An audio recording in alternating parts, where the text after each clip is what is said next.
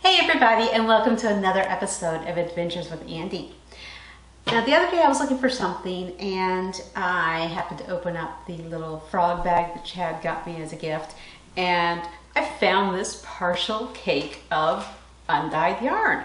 And I'm like, what is this for? Why do I even have this? And then I remembered, this is the leftover yarn from when I knitted the pages to dye a book of yarn inspired by some of my short stories. So I thought, well, I rarely use white yarn. I rarely use worsted weight yarn. So why don't we just go ahead and put some dye on this, get some color on it. Sounds like a plan. Sounds like a plan. All right. Now, my original plan was to mix up some Wilton's copper and Wilton's teal icing gel and inject the copper into here in different places and then dye the whole outside of it in just a teal dye bath. Unfortunately, I am apparently completely out of the Wilton's icing gel, teal, and copper. So we are going to try using the Wilton's Colorite food coloring that I picked up for dyeing yarn to see if we can mix up some teal and mix up some copper and use that for the same thing. Now, this is going to be an attempt because these do not come with a teal or a copper food coloring. I was able to find a recipe on Wilton's site for mixing teal using the Colorite system. I could not find one for mixing copper. They really need to come out with like a big large chart that shows all the different colors that you can mix and what you need to mix to get them.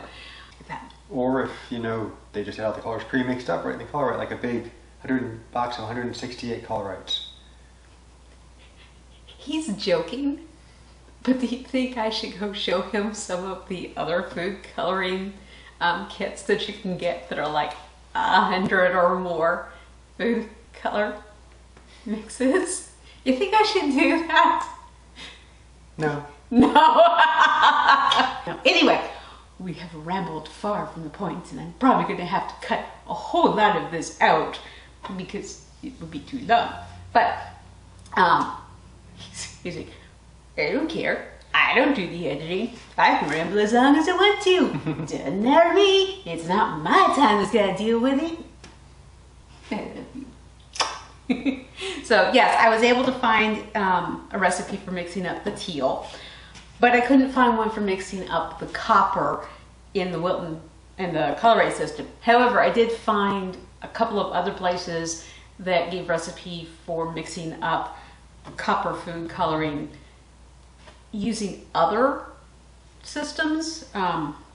They use different names for the colors, but we're going to do our best to match that and see if we can't come up with at least an approximation of color. And you can end up with a new favorite color. I could. Hey, it's art, not science. So now this is still wound from the cake that I used when I was knitting. And to keep it from getting completely out of control when it's dyeing, I happened to pick up some wooden spoons at the store today, and it came in this mesh bag. So I cut it in half and put it over the cake, and that should hopefully help keep it a little bit more ordered. But the first thing I have to do, even before I start mixing the colors, is I've got to put this in some water so that it can soak. And it's just going to be room temperature water for now.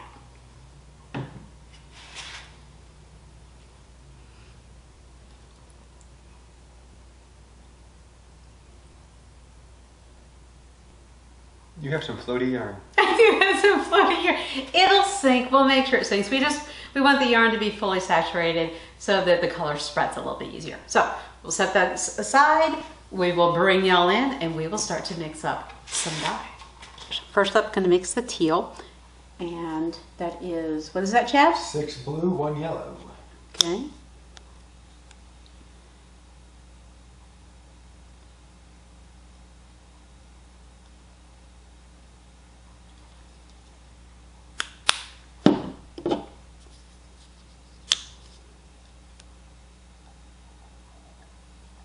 And I'm going to use a stick to stir this with. Good idea. Because I don't think it would work well with my little mixer. Oh, it would mix well all over the room. I don't want it to mix all over the room.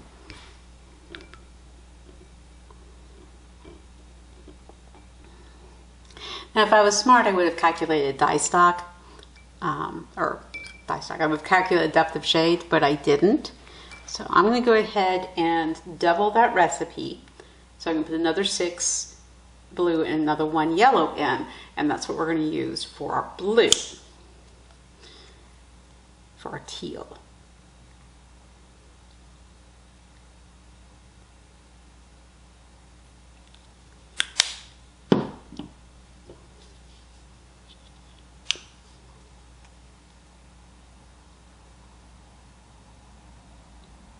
Just one.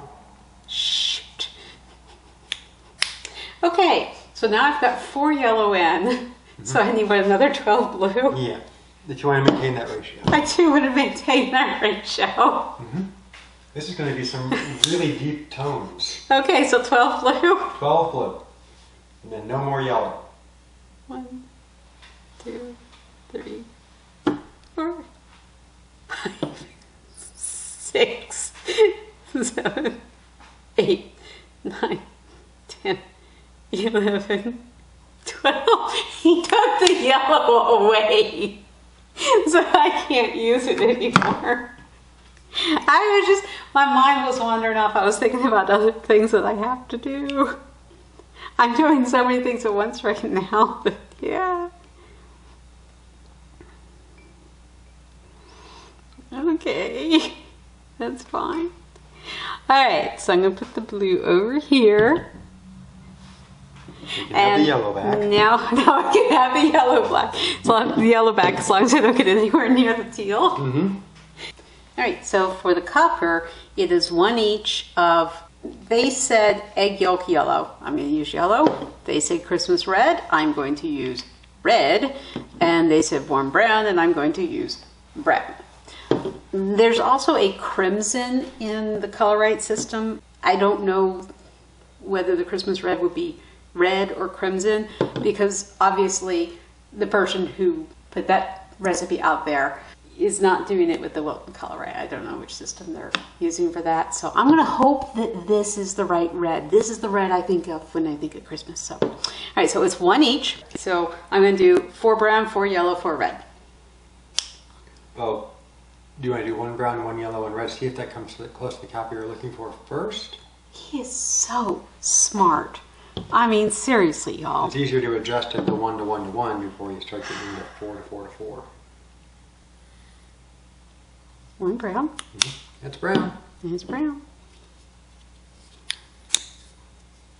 1 yellow.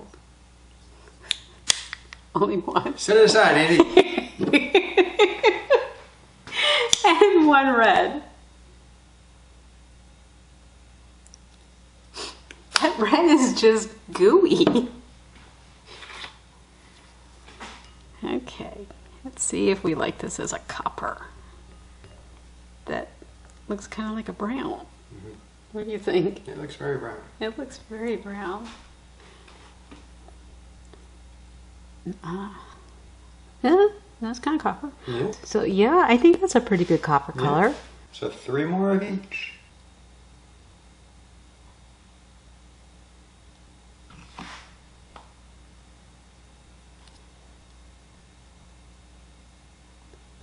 Give it a mix. Give it a mix.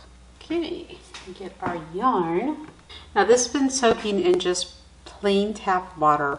It's been soaking in there for about an hour, and I'm almost wondering if I should have done it with vinegar in there to get it to strike faster, but we'll just see how this goes. And get our copper, and I've got our syringe. It's got a long nose on it.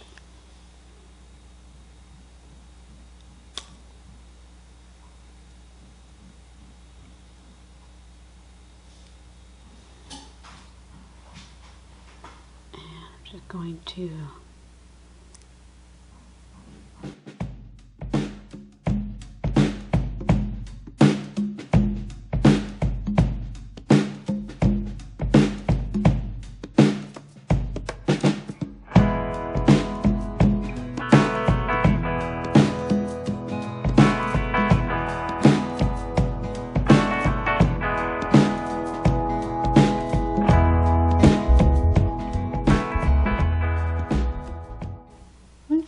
think that's good. Which means we've got all of this left to dye some more stuff with. Yeah. Now,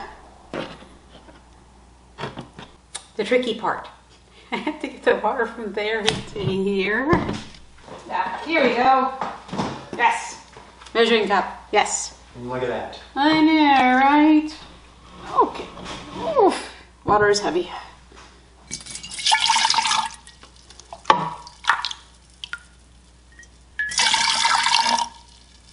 I'm going to start with just this little bit so far.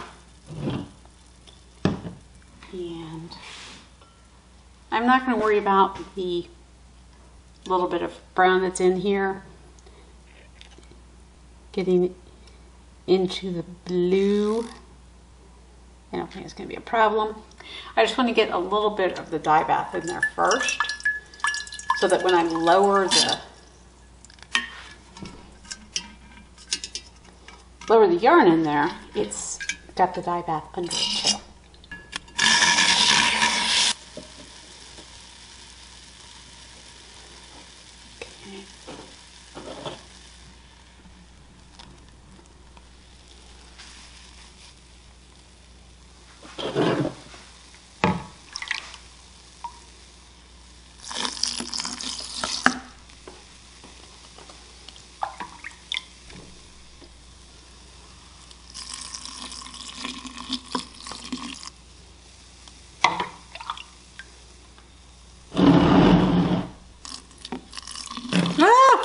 I knew I was going to make a mess. Oh, come on. Y'all have met me. You knew I was going to make a mess, too.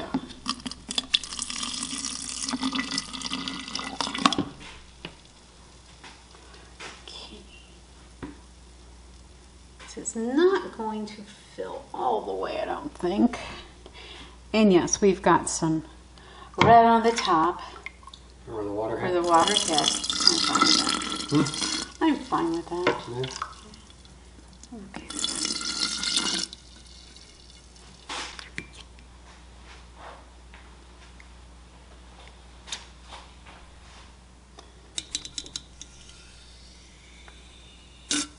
And I'm making sure that that goes in the dye bath, not in the yarn.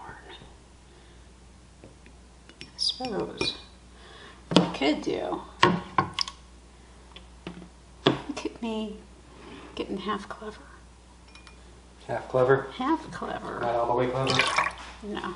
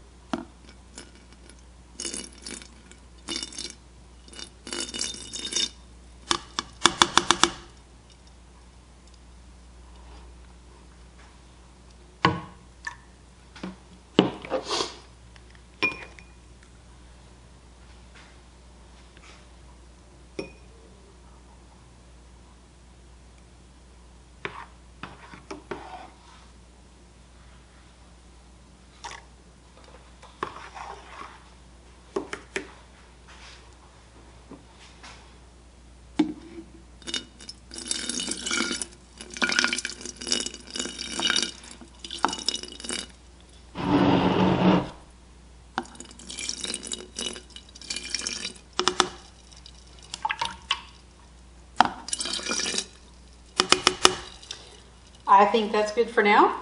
I don't know how we're going to manage to weight that down, but it's okay. We can come through periodically and just push it down in there. It should eventually sink more. Yeah, it has. And I'm going to let this sit here for a little while before I put vinegar in it to give it more chance to suck all the way in before it starts to strike. But it is super washed, so it will strike faster anyway. The yarn's been sitting in here for a while, and we've got some of the color picking up. And I'm going to go ahead and add some vinegar in here. I'm kind of just eyeballing this, but this is about a 1/4 cup. So I'm just going to pour it in.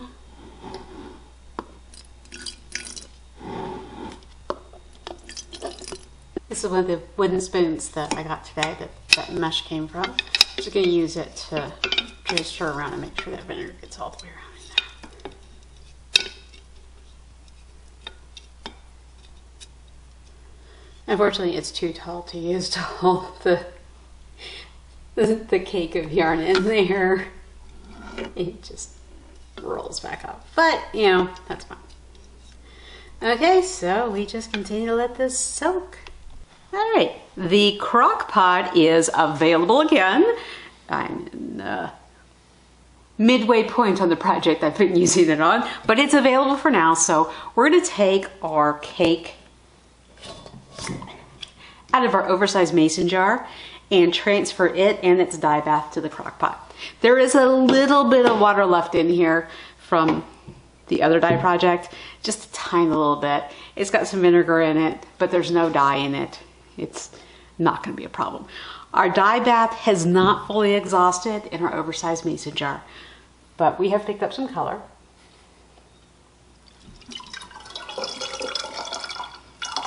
As you can see, and it's looking kind of pretty. And now I don't know if all of this dye bath is going to fit in here. I'm going to put in what I can. What I can't, we are working on a leave no dye behind video right now, and this will go over into that. That's what we did with the rest of the dye that we mixed up for this one too. No, it looks like it's all going to fit. Yep, it all fits. All right, I'm going to add a little bit more vinegar. Just kind of guesstimating about a 1/4 cup. I should really get my 1/4 cup measuring cup out of the bin, but you can see the color that we've got. It's still got a lot of color in there. But the heat should hopefully help us exhaust it. Remember, we've only been doing this cold vat right now, and it's only been a day that it's been sitting in that jar. And that's not nearly long enough for it to soak everything up, especially with it being in a cake like this. Or as Chad would say, it wasn't working very hard last night. Why? Because it's not exhausted? Because it's not exhausted. Yeah. That's right. All right, I'm gonna put the lid on here. Turn the crock pot up to high. Gonna let it sit here, heat up, and see if we can get this dye bath to exhaust. All right, our yarn's been sitting here in the crock pot and the water's hot, and it's been sitting here for over an hour with the water hot. And the dye bath has exhausted a lot, but we still have noticeable color in here. Blues can be a bit cantankerous about striking and exhausting the dye bath. So I'm going to go ahead and turn this off, put the lid on it, and just let it sit until morning. Because sometimes with blue, you have to do that. You have to let it just sit and the water cool before it will completely finish setting. So we'll see in the morning, see how it looks. All right, our yarn has been sitting out here overnight. And obviously the dye bath is cool at this point, and it is almost completely clear. We've got just the very faintest trace of blue still in there, and I am happy with it being that close. So I'm gonna go ahead and take the cake out.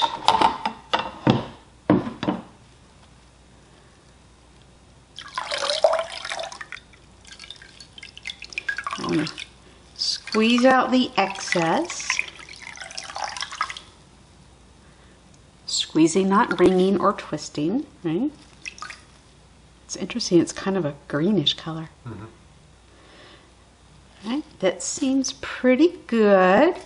I'm going to put it in our salad spinner, aka manual spin dryer, just so that it can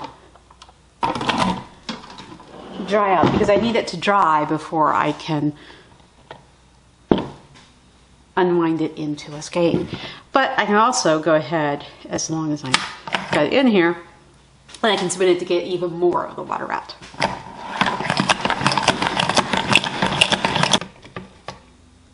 A little bit more water out, not a whole lot, just a little bit.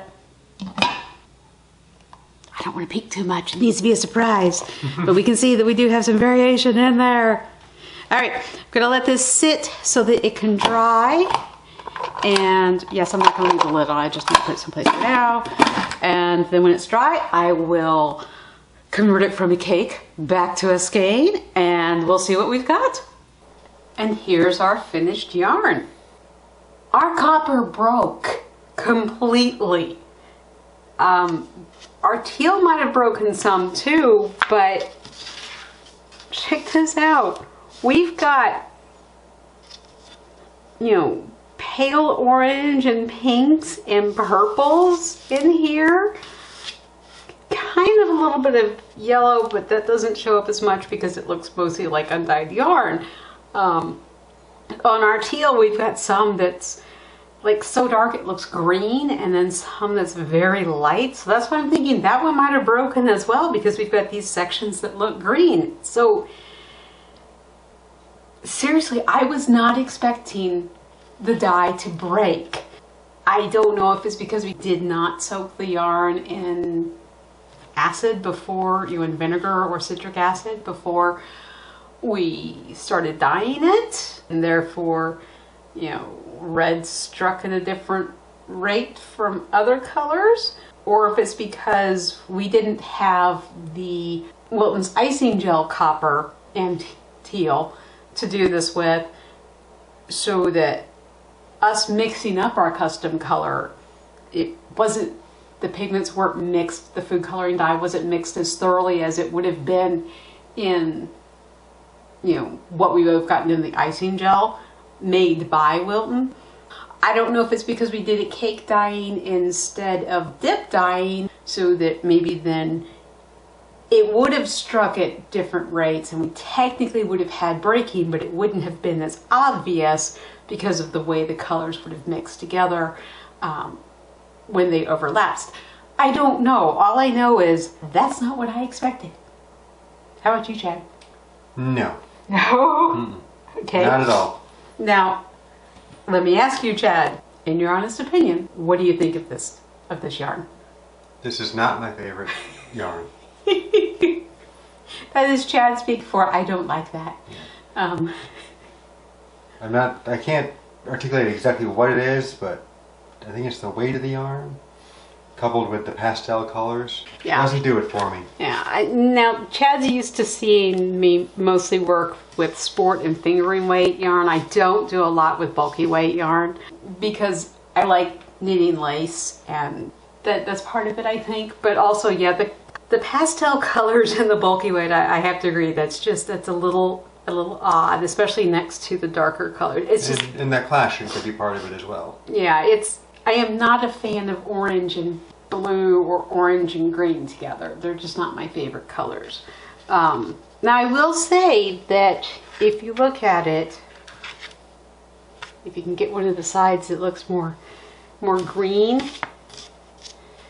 and I said this when it was drying, it kind of reminds me of Christmas trees. You've got like the blue spruce green down here at the bottom, and then you've got the colored Christmas lights just sort of peeking through the trees. Chad remains unconvinced. But the big question is, how does this look in a swatch? I'm glad you asked, because, okay, technically this is not a swatch. This is a full, completely knitted cowl. I went ahead and knitted it into a cowl because I needed one, but you can definitely see how the yarn works up then. And I'm not gonna lie to y'all, I just still don't like it. It's not something I say very often with yarn that I dye. This one, even worked up like this, I just don't like it. It's just so washed out in the orange and pink parts, and it's so much darker down here in the green, and it just does not play well together. I think I'm in the same boat as you. Mm-hmm. I mean, I do like these dark greens right here, mm-hmm. and they even, I think, work well with some of the lighter colors. Mm-hmm. But these up here, the orangey peach tones, that just, I just don't like them. Yeah, and like some of them look brown. Yeah. In with the pale blue and stuff, and they look like stained and dirty as opposed to intentional color. But there you have it. It was an attempt. We tried it. Tried something new that we haven't done before. It didn't work out, but we can still overdye it and turn it into something beautiful. You know, worst comes to worst, we just overdye it with black. Yeah, now that you have the commercial dyes, Yes. you have a nice strong, black pigment that you can use. Yeah, I mean, hey, I've gotten black with food color before. I have. It's not easy, but I've done it. Anyway, I hope y'all had fun today. And maybe you want to give a try to this kind of dye technique of injecting the colors into a yarn cake. Let me know if you do. Drop a comment below. If you enjoyed the video, be sure to give it a thumbs up. If you didn't, you can give it a thumbs down. That's okay. And let me know what you think of the cowl. I mean, I honestly would like to know. What do you think of it, of the way the yarn works up and the colors together? Would you overdye it? If so, what color would you overdye it? Because we do have options. We could overdye it with red. We can overdye it with blue, green, orange, black, whatever. We can do that. And how would you do it? Would you just toss it all into a dye bath so that the green gets new color too? Or would you hand paint it, pour just over this in? If you have ideas for what we should do with this cowl, let me know. I will definitely take them into consideration. If you haven't already, be sure to subscribe to the channel so you don't miss seeing what we end up doing with this cowl. And as always, have an absolutely fantastic day. We will see you on our next adventure. Bye, everybody. Say bye, Chad. Bye, everybody. Bye.